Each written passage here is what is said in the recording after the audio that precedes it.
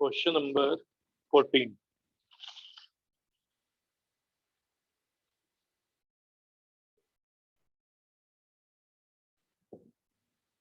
Three cube of a metal के तीन cube है whose edges are in the ratio 3:4:5. इनके जो edges है ना उनका रेशियो दे दिया.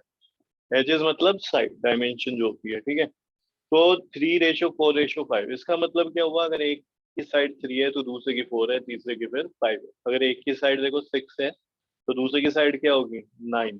ठीक है. और अच्छा, एक की साइड अगर 6 है, दूसरे की साइड 8 होगी और तीसरे की साइड फिर 10 हो जाएगी. अगर एक की साइड क्या है, 9 है, ठीक है, तो दूसरे की क्या हो जाएगी, फिर 12 हो जाएगी, तीसरे की क्या हो जाएगी, 15. जिसको नहीं समझ आया वो ऐसे देखें. मैं कह रहा हूँ एक की साइड अगर 6 है, ठीक है, कितनी है, 6. दूसरे के फिर 8 है और तीसरे की 10. क्या लिख सकते हैं, हम लिख सकते हैं. कैसे लिख सकते हैं, देखो रेशियो तो यही आएगा, 2 से डिवाइड कर दो, 3:4:5.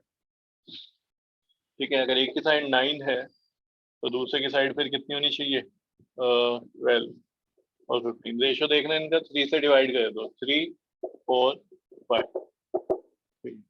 एग्जैक्ट साइड क्या है वो मुझे नहीं पता. पीछे बोर्ड पे नहीं आ रहा क्या, साइड में स्क्रीन पे ये लिखो है जी, है ना, तो सही है. तो एग्जैक्ट साइड क्या मैं ये मान के चलूं, क्योंकि इनका रेशियो भी यही आ रहा है, या फिर ये मानूं इसका भी रेशियो आ रहा है, नहीं. ठीक है. ऐसे तो और बहुत सारे केस बन सकते हैं ना, हमें क्या पता है एग्जैक्ट साइड क्या है, लेकिन रेशियो पता है. तो ऐसे में हम क्या करते हैं, हम यहाँ पे ये ध्यान दे रहे हैं कि भाई देखो 2 से कॉमन कर रहे हैं ना, तो ये आ रहा है. टू अगर कॉमन लेके यहाँ से मैं देखूं 2 से सबको डिवाइड करूं, 6 को भी, 8 को भी, 10 से, ये आ जाएगा. ऐसे ही यहाँ से 3 से करूं तो ये आ जाएगा. समझ पा रहे हो. यानी कि जब ये रेशियो बन रहा है ना, 3:4:5, तो एक नंबर ऐसा है जो इन सब के पास है. ठीक है, उससे ही तुम डिवाइड कर पा रहे हैं ना. अगर मैं 9 देखूं तो 9 को लिख सकता हूँ 3 into 3, 4 into 3, 5 into 3. यहाँ पे इन सबके पास एक नंबर ऐसा है जो कॉमन है. 6 को क्या लिख सकता हूँ मैं, 3 into 2. ठीक है, इसको 4 into 2, 5 into 2. तो यहाँ पे सब में ये 2 कॉमन है. सब में क्या कॉमन है, 2. तो इस कॉमन वाले को मैं एक्स लेके चलता हूँ, क्योंकि मुझे नहीं पता ये भाई साइड 9, 12, 15 है, या फिर 6, 8, 10 है, या फिर 3, 4, 5 है, या इससे कुछ और भी आगे है. तो उसको जो कॉमन आ रहा है उसको हम ले लेते हैं, let the common ratio be x. ध्यान करो, ऐसे लिख के चलते हैं, याद भी आ गया होगा तुम्हें. ठीक है. तो यहाँ पे लिख लेते हैं, let the common ratio be x. Common ratio क्या हो गया, एक्स हो गया. Then sides of three cubes are 3x और क्या क्या था, 4x and 5x in centimetre मान लेते हैं. ठीक है, क्योंकि आगे जो डायगोनल वगैरह दिया हुआ है सेंटीमीटर में, तो ये भी सब किस में होंगी, सेंटीमीटर रेस्पेक्टिव. तो जो साइड है तीन क्यूब की वो कुछ इस तरीके से 3x, 4x एंड 5x.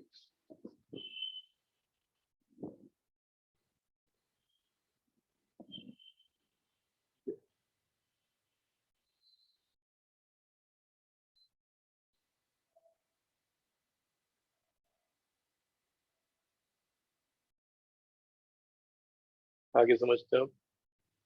तो देखो ये कह रहे हैं कि भाई इसको हमने मेल्ट कर दिया है, पिघला दिया है, और इसको कन्वर्ट कर दिया एक सिंगल क्यूब. तीन क्यूब को पिघला दिया है तो यानी उसकी वॉल्यूम आई होगी तीनों की, और तीनों की वॉल्यूम से एक बड़ा क्यूब बना दिया. तो मतलब क्या हुआ कि इन तीनों की जो वॉल्यूम होगी, ठीक है, इन तीनों क्यूब की जिनकी साइड क्या है 3x, 4x, 5x, उस तीनों की वॉल्यूम का सम इक्वल होगा वॉल्यूम ऑफ रिक्वायर्ड क्यूब. ठीक है. तो मैं यहाँ पे लिख देता हूँ कि भाई जो साइड है ना न्यू क्यूब की, जो कि क्यूब फॉर्म हो रहा है, उसकी साइड क्या है, ए है. ये लिख देते हैं, let a be the side of new cube form after melting of three given cube. तो इसकी साइड क्या है नई क्यूब की, ए हो जाएगी। अब देखो इनका वॉल्यूम निकालते हैं। वॉल्यूम ऑफ 3 मेल्टेड क्यूब्स, बल्कि ऐसे लिखो, sum of volume of 3 melted cubes is equals to volume of new cube form. तो साइड क्यूब होता है, पहली साइड क्या है, पहले क्यूब की साइड ये है 3, दूसरे की जी 4x, इसका क्यूब हो जाएगा, और ये 5x। इसकी क्या लिया हमने साइड ए, तो ये क्यूब, फिर एक हो जाएगा 27x cube plus 64x cube plus 125x cube is equals to a cube. जल्दी से इसको देखो, कोई डाउट है तो पूछ लो।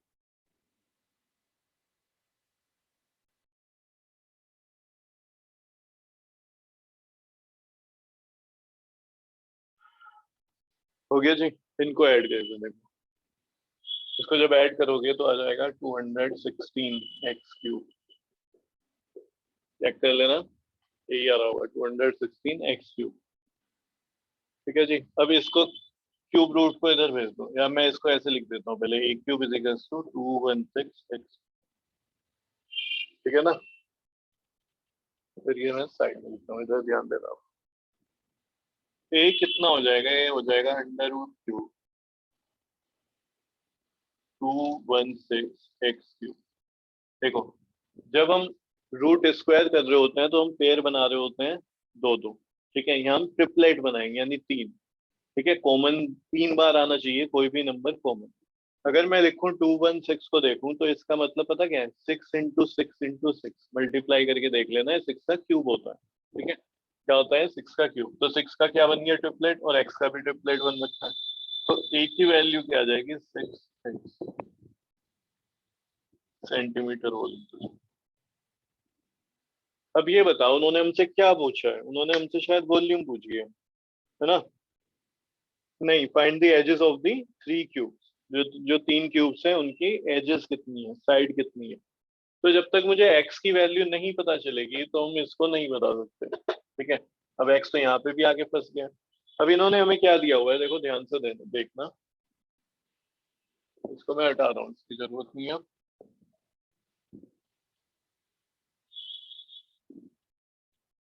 ये काम आएगा, इसको आगे हम यूज करेंगे। इनको मेल्ट कर दिया और कन्वर्ट कर दिया एक सिंगल क्यूब में, जो हम कर चुके हैं। Volume of 3 cube is equal to volume of form cube. अब ये जो क्यूब फॉर्म्ड हुआ है इसका डायगोनल दे रखा है 12√3 सेंटीमीटर, ये क्या दे दिया इसका डायगोनल। ठीक है, अब ये बताओ क्यूब का डायगोनल क्या होता है, देखो समझना। ठीक है, ये समझने वाली चीज है, पहले भी मैंने तुम्हें एक बार बताया हुआ है, जो भूल गए ध्यान देना है। ये एक स्क्वायर है, स्क्वायर में ये भी होगा, ये भी होगा, चारों साइड ये होती है, ये 90 होगा इधर। तो भाई ये क्या होगा, तुम कहोगे ये तो पाइथागोरस लग सकती है इसमें। ठीक है, क्या लगा सकते हैं हम, पाइथागोरस। ठीक है, और ये मैंने तुम्हें बता रखा है, अगर ये साइड है ये साइड है तो ये जो तुम्हारा हाइपोटेन्यूस है ये आ जाएगा तुम्हारा a√2। पाइथागोरस लगा लेना, पता चल जाएगा। ठीक है, क्या आ जाएगा a√2। जिसको नहीं समझ आ रहा, देखो हाइपोटेन्यूस निकालना है ना, इस हाइपोटेन्यूस को मान लेता हूँ y, देखो y, तो y square hypotenuse square is equal to base square. ठीक है, ये परपेंडिकुलर स्क्वायर, तो ये कितना हो गया 2a स्क्वायर। यहाँ क्या चल रहा है, वाई स्क्वायर, स्क्वायर को हटा के उधर अंडर रूट में भेज देना, तो ये आ जाएगा a√2। वाई की वैल्यू a√2, वाई क्या बोला मैंने, हाइपोटेन्यूस, तो यही तो आ रहा है। समझ रहे हो जी, अब आगे समझना।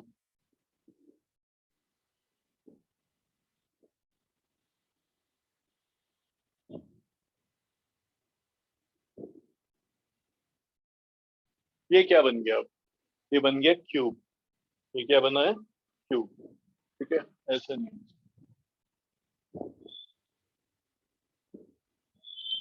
इसको इधर ही रहने दो, ऐसे ज्यादा अच्छे से समझ आएगा तुम्हें।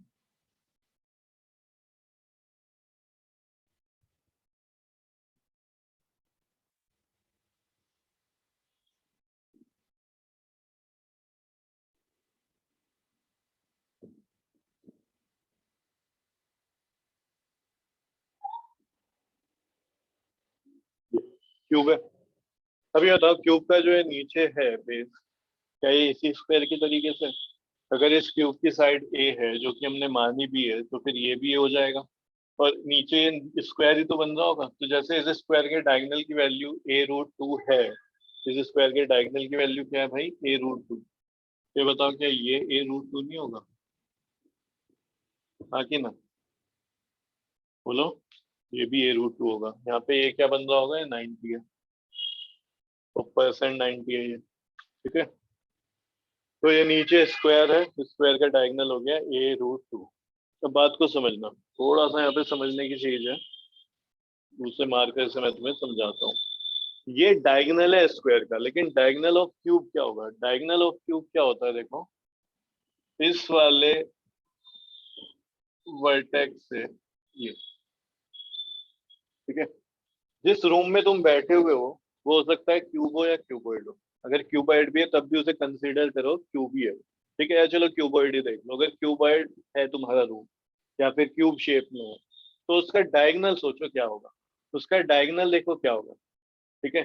जैसे रूम है तो रूम में जो फ्लोर है ना उसका एक कोना पकड़ लो कोई भी, ठीक है। उसके अपोजिट में सीलिंग में जो कोना है, ठीक है, वर्टेक्स है, ठीक है, वहां पे जाके उसको ऐसे ज्वाइन कर दो, यही तुम्हारा डायगोनल है। दोबारा से मैं कह रहा हूँ, फ्लोर पे, फर्श पे, ठीक है, एक कोना पकड़ो, एज पकड़ो एक, ठीक है, वर्टेक्स पकड़ो, उससे सामने सीलिंग के अपोजिट में, अब नीचे नहीं जोड़ना है, नीचे तो वो सर वो हो गया, स्क्वायर हो गया, तो स्क्वायर का डायगोनल हो गया।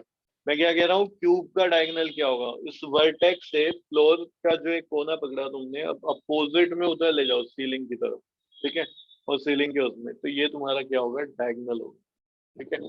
थोड़ा समझने की कोशिश करना। तो यहाँ पे भी देखो, ये जो फ्लोर है इसका मैंने एक कोना पकड़ा, अब ये क्या हो जाएगी, सीलिंग हो जाएगी। तो सीलिंग में ये उधर उस साइड बिल्कुल, ठीक है। अगर तुम यहाँ बैठे हुए तो उधर देखना, ये इसका डायगोनल है। अब एक बात समझना जरा ध्यान से, इमेजिन करना इसको, देखो ये राइट एंगल ट्राइंगल बन रहा होगा, ये जो फ्लोर का स्क्वायर का डायगोनल है, और ये जो तुम्हारी हाइट होगी वॉल होगी, और ये जो तुमने डायगोनल इमेजिन करा है, तो ये तो a√2 हो गया। ये कितना होगा, ये कितना होगा जी, ये तो कितना है, 8। समझे कि नहीं समझे? समझ गए होंगे। अब 90 डिग्री के सामने जो ब्लू तुम्हें दिखाई दे रहा है ये हाइपोटेन्यूज है। तो अगर मुझे इसकी वैल्यू निकालनी है तो देखो, hypotenuse square is equal to base, यहाँ पे ये है a√2, a√2 का स्क्वायर प्लस ए स्क्वायर। तो ये देखो क्या हो जाएगा, ये हो जाएगा a का स्क्वायर, a स्क्वायर √2 का स्क्वायर 2, तो 2a स्क्वायर प्लस ए स्क्वायर, यानी कि हाइपोटेन्यूज स्क्वायर क्या होगा, 3a स्क्वायर। तो हाइपोटेन्यूज सिर्फ क्या हो गया, a√3। देखो स्क्वायर उधर जाएगा, एक पे तो बन रहा है यहाँ पे ए स्क्वायर, तो यहाँ पे आ जाएगा ए, और इधर ये √3, तो एच की वैल्यू क्या आ जाएगी, a√3। तो तुम्हें ये चीज ध्यान रखनी है, क्योंकि वहां पे इतना टाइम तो तुम लगा नहीं सकते अगर ये क्वेश्चन आता है तो, कि तुम वहां पे निकालते रहो। अच्छा है अगर निकालना तुम्हें आए, बाई चांस भूल गए, टाइम है तो कर सकते हो, ठीक है, लेकिन कोशिश करो कि सीधा याद ही करो। स्क्वायर का जो डायगोनल होता है उसकी वैल्यू होती है a√3, और जो क्यूब का डायगोनल होता है उसकी वैल्यू होती है, सॉरी इसकी वैल्यू होती है a√2, √3 बोल दिया था शायद मैंने, और जो क्यूब का डायगोनल होता है उसकी वैल्यू होती है a√3। क्या होती है जी, a√3। ये जितना भी कुछ तुम्हें बोर्ड पे दिखाई दे रहा है, ये ठीक है, इसको साइड में कहीं पे ही बना लो, एक बॉक्स के अंदर ले लेना, ताकि जब तुम बाद में करो तो तुम्हें याद आ जाए, लेकिन डायरेक्ट तुम्हें वैल्यू याद होनी चाहिए कि भाई डायगोनल क्या होता है। क्यूब का डायगोनल की वैल्यू होती है √3, ए क्या है यहाँ पे, साइड ऑफ क्यूब, और ये जो नीचे स्क्वायर बन रहा है ये कभी पूछा नहीं जाएगा तुमसे, ये a√, पूछा जाएगा तो ये, तो फिर भी दोनों तुम्हें याद होने चाहिए, ठीक है। चलो जी, अब उन्होंने हमें, बना लेना या लिख लेना पॉज करके वीडियो को, क्वेश्चन नंबर 14 चल रहा था ना ये, हाँ। तो डायगोनल जो है, डायगोनल ऑफ क्यूब, उसकी वैल्यू दे रखी है, कितनी दे दी, 12√3 सेंटीमीटर। अब डायगोनल हमें पता है क्या होगा, साइड ए है तो a√3, √3 से √3 गया, ए की वैल्यू कितनी आ गई 12 सेंटीमीटर। ठीक है जी, इसे 1 ले लेना। कोई इक्वेशन ली नहीं शायद हमने अभी तक, ली होगी तो फिर इसको 2 ले लेना, लिया नहीं है वैसे हमने कोई भी अभी तक इक्वेशन। इक्वेशन नंबर 1 यहाँ पे भी तुमने लिखा होगा, तो इसको पुट इन इक्वेशन नंबर 1 लिख दो, पुट इन इक्वेशन 1। तो ए की वैल्यू कितनी है 12, 12 is equal to 6x, 6 upon में आ जाएगा, तो ऐसे लिख सकता हूँ x is equal to 12 upon 6, यानी x की वैल्यू क्या आ गई, x कितना आ गया जी 2। तो जो कॉमन रेशियो है वो कितना आ गया 2। तो क्या लिखोगे तुम, therefore sides of cubes are, एक की 2x है पहले वाला है ना, 2x है ना, नहीं 3x, 3x 4x 5x, ये हो जाएगा 3 इंटू 2 यानी कि 6 सेंटीमीटर, ये 4 इंटू 2 8 सेंटीमीटर, ये 5 इंटू 2 10 सेंटीमीटर। यही हमारा आंसर है, ये तीनों साइड आ गई क्यूब।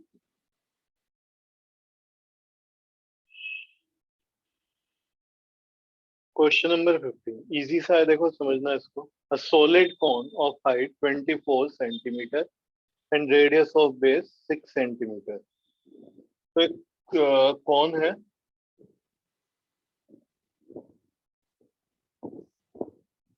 कौन हो गया जी, ये इसकी हाइट दी है, इसको मैं स्मॉल एस से रिप्रेजेंट कर रहा हूँ, 24 सेंटीमीटर है, और ये जो रेडियस ऑफ बेस है आर, ये 6 सेंटीमीटर है। ठीक है, is made up of modelling clay, clay से बनाया गया है। ठीक है, her child reshape it in the form of this sphere. फिर चाइल्ड ने क्या करा, उस बच्चे ने पहले क्ले से ये बनाया, फिर इस क्ले को दोबारा से उसने इसी क्ले से दूसरी शेप दे दी। ठीक है, क्ले आती है ना, इससे हम अलग अलग शेप बना सकते हैं। तो यहाँ पे इसने करा क्या है, एक कोन बनाया पहले, ठीक है, जिसकी हाइट ये थी 24 सेंटीमीटर और रेडियस 6 सेंटीमीटर है। फिर उसने क्या करा, इसको रीशेप करा और क्या फॉर्म दे दी, स्फेयर की फॉर्म दे दी। तो कह रहे हैं find the radius of this sphere, sphere का रेडियस बताओ। तो ये बताओ, जो क्ले उसने यहाँ पे यूज करी वही उसने स्फेयर बनाने में यूज करी, तो वॉल्यूम तो दोनों का सेम रहेगा। ठीक है, वॉल्यूम क्या होगा दोनों का भाई, सेम ही रहेगा। ठीक है, उसने फिर स्फेयर बना दिया। तो मैं यहाँ पे लिख रहा हूँ, let capital R be the radius of sphere, क्योंकि इसकी रेडियस फाइंड करनी है ना, तो मुझे नहीं पता क्या आएगी, कुछ भी आ सकती है। तो आर कैसे लें इसको, फिक्स थोड़ी है, कुछ भी आ सकती है, क्या पता 6 ही आ जाए, क्या पता कुछ और वैल्यू है। तो इसलिए हमने यहाँ पे कैपिटल आर मान लिया, आर डैश ले सकते थे या एक्स ले सकते थे, जो तुम्हारा मन करे। तो मैं यहाँ पे इतना तो बताएं कि भाई जो वॉल्यूम ऑफ कौन होगा वो इक्वल होगा वॉल्यूम ऑफ स्फीयर। सही बात। वॉल्यूम ऑफ कौन क्या होता है, 1/3 पाई आर, आर यहाँ पे स्मॉल आर है, पाई आर स्क्वायर और एच। इसकी वॉल्यूम कितनी होती है स्फीयर की, 4/3 पाई आर क्यूब। तो आर की प्लेस में यहाँ पे कैपिटल आर लेंगे। देखो पाई से पाई गया, 3 से 3 गया, ठीक है, और यहाँ पे बचा है r square h 4 r cube. इस आर की तो वैल्यू है कितनी 6, तो 6 इंटू 6, और ये मेरे पास कितना है एच 24।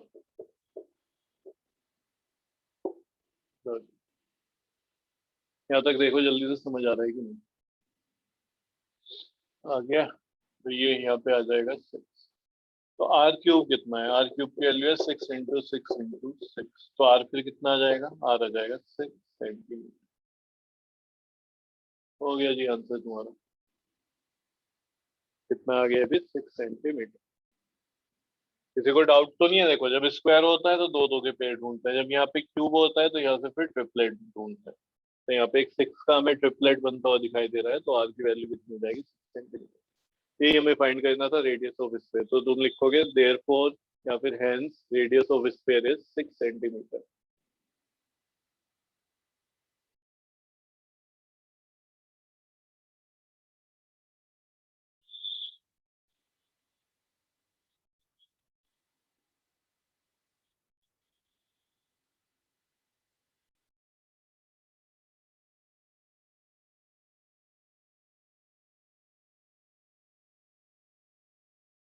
चलो जी नेक्स्ट क्वेश्चन देखते हैं, क्वेश्चन नंबर 16।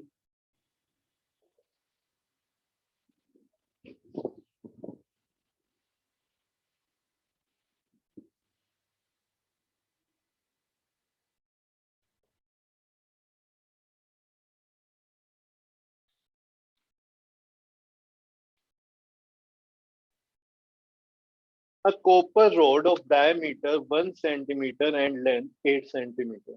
एक कॉपर रोड है, समझना, इसका डायमीटर एरिया तो हम रेडियस भी निकाल सकते हैं। यहाँ पे लिख देता हूँ मैं 4 कॉपर रोड। कॉपर रोड की अगर मैं बात करूं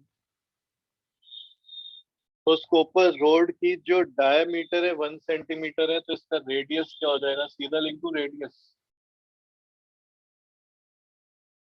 कैपिटल आर ले लो, इसका रेडियस कितना हो जाएगा 1/2 सेंटीमीटर। बोलो जी, ये डायमीटर 1 है तो रेडियस कितना हो जाएगा 1/2 सेंटीमीटर। और इसकी लेंथ जो है, ठीक है, उस कॉपर रोड की लेंथ, कॉपर रोड क्योंकि सिलेंड्रिकल शेप में होगा तो लेंथ मतलब हाइट भी बोल सकते हैं, ऐसे है तो लेंथ, ऐसे खड़ा कर दिया तो हाइट, ठीक है। तो हाइट लिख देता हूं मैं, हाइट कैपिटल एच कितना दिया हुआ है 8 सेंटीमीटर। अब क्या कर रहे हैं देखो, is drawn into a wire, इस कॉपर रोड को वायर में कन्वर्ट करा हुआ है, ठीक है, कॉपर रोड को किस में करा, कन्वर्ट वायर में, ठीक है, जिसकी लेंथ दी हुई है ऑफ यूनिफॉर्म थिकनेस, और थिकनेस उसकी यूनिफॉर्म थिकनेस है, find the thickness of wire. एक क्वेश्चन मैंने तुम्हें कराया था जिसमें वायर को हम एक सिलेंडर के अराउंड लपेट रहे थे, ठीक है, तो मैंने तुम्हें बताया था अगर ये वायर है तो वायर की थिकनेस बोलेंगे, और यही क्या होता है डायमीटर। तो जो ये बोल रहा है ना थिकनेस ऑफ वायर बताओ, वो क्या कहना चाह रहा है, डायमीटर ऑफ वायर बताओ, उससे पहले हमें रेडियस निकालना पड़ेगा। अब देखो एक रोड है, उस रोड को हम कन्वर्ट कर रहे हैं वायर में, यानी कि जब भी कोई चीज एक शेप से दूसरी उसमें कन्वर्ट करी जाती है, ठीक है, तो वहां पे वॉल्यूम कहते हैं, ठीक है।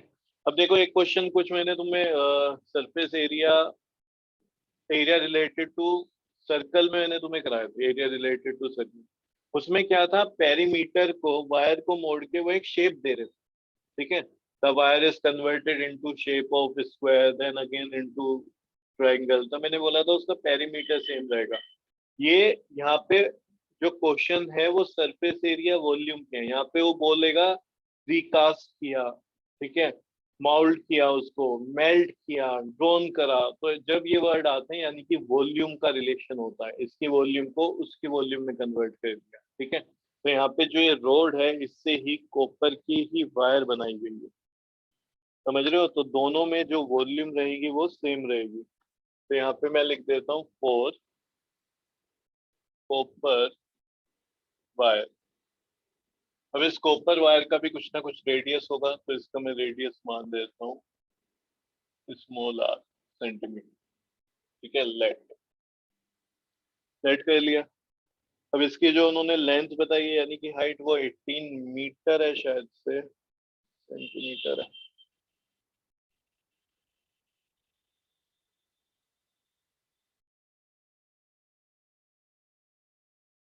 ये है जी 18 मीटर, ठीक है। तो इसको एक बार ठीक कर लेना, अगर कुछ के मैं, मुझे नहीं पता तुम्हारी शीट में क्या रखा है, सेंटीमीटर लिखा है तो इसको मीटर कर लेना, 18 मीटर, तो शीट में अपने सही कर लेना। हाइट हो जाएगी, एच ले रहा हूँ मैं, स्मॉल एच, 18 मीटर। 18 मीटर का मतलब क्या है, 1800 सेंटीमीटर, क्योंकि सब सेंटीमीटर में चल रहा है तो इसको भी सेंटीमीटर में ही कन्वर्ट कर लो। तो देखो भाई, volume of copper wire is equals to volume of copper road.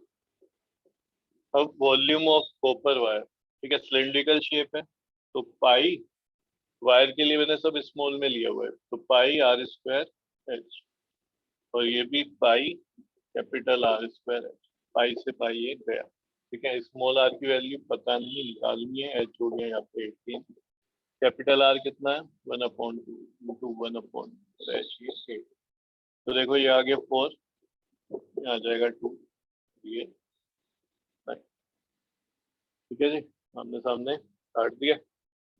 तो r square into 9 is equals to 1, तो आर स्क्वायर कितना हो जाएगा 1/, आर स्क्वायर कितना हो जाएगा, चलो इधर लिख देता हूँ मैं, स्मॉल आर स्क्वायर हो गया 1/9। तो देखो आर की वैल्यू कितनी हो जाएगी, अंडर रूट 1/9, यानी कि 1/3 सेंटीमीटर। ये क्या है? रेडियस है। क्या है जी? रेडियस। हमें क्या बताना है? हमें यहाँ पे इसकी बतानी है डायमीटर, तो डबल हो जाएगा। छोटी सी गलती हो गई है यहाँ पे, मीटर में डाल दिया मैंने, जबकि 1800 लिखना था। ठीक है, तो जरा ध्यान दो। देखो यहीं पे चेंज कर देता हूँ मैं 1800। ये हमने देखो, ये 2 से इसको काटा था, 2 से इसको कैंसिल करा, तो एंड में हमारे पास 2 बचा यहाँ पे। तो इस 2 से मैंने इसको कैंसिल करा है, तो 1800 को जब मैं करूंगा तो 900। तो यहाँ पे 2 जीरो डाल देना, यहाँ पे आगे छेड़ने की कोई जरूरत नहीं है। यहाँ पे फिर डबल जीरो लगा देना। ठीक है, अपॉन में भी डबल जीरो लगा देना, यहाँ पे भी डबल जीरो आ जाएगा। ठीक है, तो ये कितना आ जाएगा? 1/30। नीचे लिख देता हूँ, तो r is equal to 1/30 centimetre. तो देखो थिकनेस कितनी हो जाएगी? थिकनेस इक्वल होगा diameter. Thickness is equal to diameter. Diameter क्या होता है? ट्वाइस होता है रेडियस। क्या होता है जी? Twice of the radius. तो 2 इंटू 1/30, ये कितना आ जाएगा? 2/30, यानी कि 1/15 सेंटीमीटर। तुम्हारा आंसर।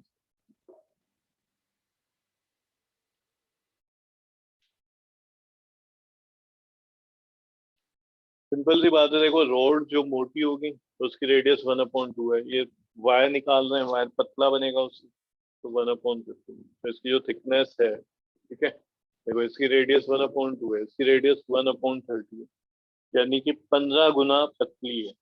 ठीक है, तो इसी तरीके से उसकी थिकनेस 1/15 सेंटीमीटर है, तो 15 गुना पतला है ये तार। क्वेश्चन नंबर 17 पे आओ जल्दी से। क्वेश्चन नंबर 17 को देखो और क्वेश्चन नंबर 1 को देखो, जो कि हम ऑलरेडी कर चुके हैं। तो तुम्हें ना लैंग्वेज बिल्कुल सेम दिखाई देगी। पीछे जाके देखना। A hemispherical tank full of water is emptied by a pipe. यहाँ पे भी ये लिखा है is emptied by a pipe. At a rate of, question number 1 में लिखा है 25/7 लीटर। वहाँ पे जो रेट, जिस रेट से वो पाइप एम्प्टी कर रहा है टैंक को, वो ये है 25/7 लीटर्स पर सेकेंड, ये लिखा हुआ है। और इस क्वेश्चन में क्या लिखा है? 17 में किस रेट से कर रहा है? 3 होल 4/7 लीटर पर सेकेंड। तो बता रहे हैं कितना टाइम लगेगा उस टैंक को आधा एम्प्टी हो जाने में, अगर टैंक का डायमीटर 3 मीटर है। दोनों ही क्वेश्चन में सेम बात पूछ रहे हैं, आधा हो जाने में कितना टाइम लगेगा, डायमीटर 3 मीटर है। अब तुम कहोगे कि दोनों क्वेश्चन सेम है, बस यहाँ पे जो रेट है वो अलग अलग है, 25/7 है और यहाँ पे ये है। इसको जरा चेक करना, मल्टीप्लाई करो और फिर ये ऐड हो जाता है। इसी तो कहते हैं हम। तो 7 3 जा कितना हो गया? 21, 21 + 4 25। यानी कि भैया हुआ क्या है? ठीक है, हुआ ये है, ये क्वेश्चन मैंने गलती से 2 बार लिख दिया। एक बार क्वेश्चन नंबर 1 के रूप में और दूसरी बार क्वेश्चन नंबर 17। मैंने बताया ना, कई बार इसमें शीट में कुछ दिक्कतें मिलती हैं, है ना, क्योंकि मैंने खुद से लिखा है तो कई बार ध्यान नहीं रहता, लिखते लिखते ही कई बार चीजें गलत हो जाती हैं। कई बार जिस बुक से लिख रहे हैं वहीं से उतारते हुए गलत हो जाता है, उस बुक में कई बार मिसप्रिंट होता है, तो चीजें कई बार इसमें तुम्हें गलत मिलती हैं। तो वो मैं इसलिए टाइम टू टाइम तुम्हें बता भी देता हूँ कहाँ पे क्या गलती है। तो इस शीट में अगर तुम देखोगे तो जो एंड वाला क्वेश्चन है, क्वेश्चन नंबर 17, वो रिपीट हो रहा है क्वेश्चन नंबर 1, सेम है। ठीक है, तो इस 17 को काट दो, तो तुम्हारे पास इस शीट में 16 क्वेश्चन बचे हैं, जो कि मैंने तुम्हें करा दिए।